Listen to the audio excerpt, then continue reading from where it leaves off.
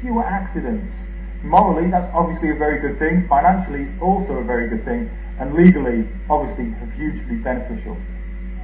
Lessened threat of legal action, improved standing. You know, not just the people wanting to work for us, but people wanting to do business with us as well. Okay? So there will be better reputation. Investors, customers, consumers, shareholders, people who want to invest in us, do business with us because they know their orders are protected, they know their business will be protected. People are looking more and more now, certainly within our profession, at contingency management, aren't we? You know, contingency management. We want to make sure that the people we have a relationship with are going to manage their risks appropriately, so that they don't burn down and then we don't have a supplier base.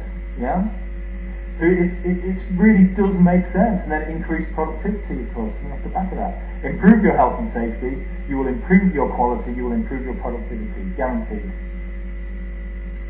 So the key factors in senior management for strong and active leadership within health and safety to drive this legal, this moral, this financial message throughout our businesses, throughout our organisations, we need to have their commitment to safety programs, policies and procedures, of course we do, from the very, very top of that organisation. You know, it was a really good argument that my colleague gave about it's okay to produce a health and safety policy, apply it, that's the difficult thing. Win those hearts and minds of people. We need resources for safety. We need resources for these hard engineering controls, for these training, for this personal protective equipment, whatever it might be. The resources have to be considered.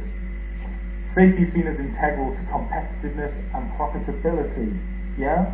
It's not, we've got to consider safety, it's right. Consider safety all the way through. This is of utmost importance to our business. It needs to be, obviously, a huge factor in every decision that we make at boardroom level. And a perceived importance of statutory compliance. You know, that leadership in the business, they need to think, right, at the very least, we need that legal compliance, at the very least.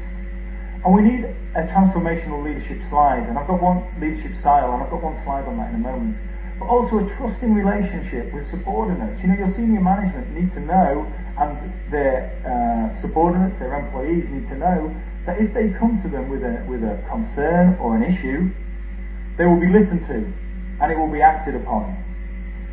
Subordinates also need to know that if they knowingly transgress, if they knowingly do something wrong, action will be taken against them. We do not want people like that in our organisations. Risk takers, we just don't welcome them.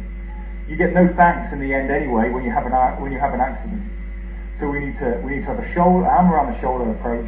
For those people that transgress, action needs to be taken against them. We're coming to the end now, you'll be pleased, but transformational leadership is a process of influencing in which leaders change their associates' awareness of what is important. We need leaders of our organisations, and we need to encourage them to be empowered, to be seen, to be actively managing health and safety and environmental risks. We need them on the shop, but we can't see them walking past things with a blind eye. I was on a site earlier on in the week, a large construction site earlier on in the week, with a group of directors, and there was mismanagement of that site, in all honesty. The things which were going on were inappropriate, but management were just walking past. They were not engaging with the workforce. They were not asking them what they felt they were doing wrong. And they need to be seen to be doing that, to be driving that health and safety message. You know, and it's unfortunately your job to educate them in that, and that's the challenge. That's the difficult thing, I appreciate it. Transformational leaders, of course, they're proactive. They're always looking to improve. And they convince their associates, their subordinates, to strive for higher levels of potential, as well as higher levels of moral and ethical standards. So yes, we recognise our moral obligations within this organisation, but we also want to strive to higher standards, and they need to be seen to be doing so, and that's what we need to look for from our leaders, from the senior executives, from the managing director. That needs to be the message. That needs to be the people who they are recruiting in those senior roles, transformational leaders. You often find transformational leaders are also entrepreneurs as well, so they're good for business in addition. And of course, directors should integrate health and safety into their business positions, of course they should.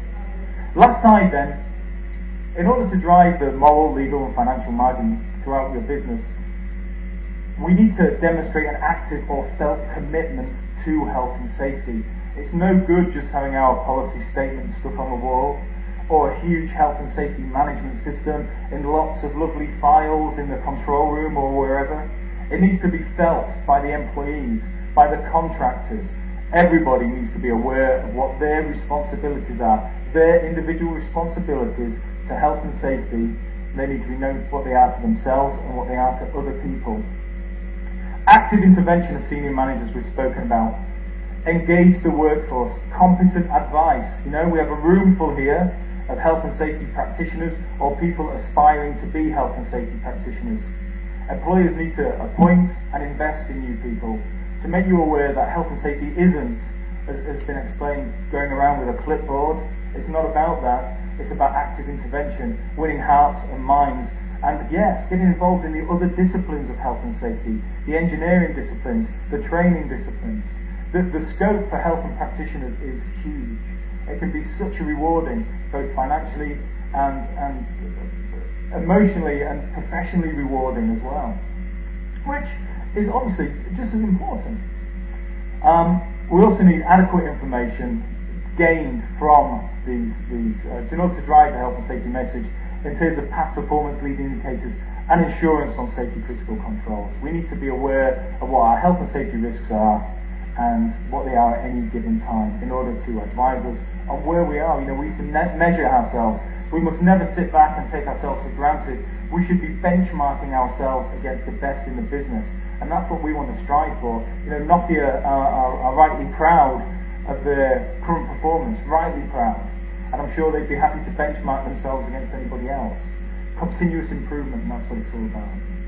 So thank you for your time. Anyway, I'll step down now. So thank you very much.